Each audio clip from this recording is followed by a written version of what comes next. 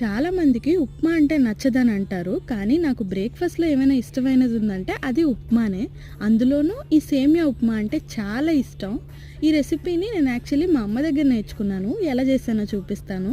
First stove on చేసి pan పెట్టి ఒక స్పూన్ నెయ్యి వేసుకొని 2 కప్పుల సేమియా వేసుకొని వేయించి పక్కన తీసుకున్నా.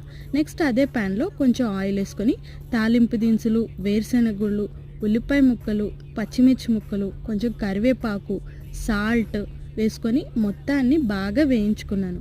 తర్వాత 2 కప్పులు సేమియా తీసుకున్నా కాబట్టి 1 కప్పు సేమియాకి కప్పున్నర వాటర్ వేసుకున్నాను. 2 కప్పులు సేమియాకి 3 కప్పులు నీళ్ళు వేసుకున్నాను.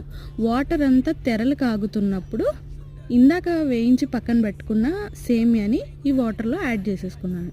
ఒక 5 మినిట్స్కి వాటర్ అంతా ఇంకిపోతుంది. ఆ తర్వాత కొత్తిమీర వేసుకొని సర్వ్ చేసుకోవడమే. మరి మీకు బ్రేక్ఫాస్ట్లో ఏమి ఇష్టం? కామెంట్ చేయండి.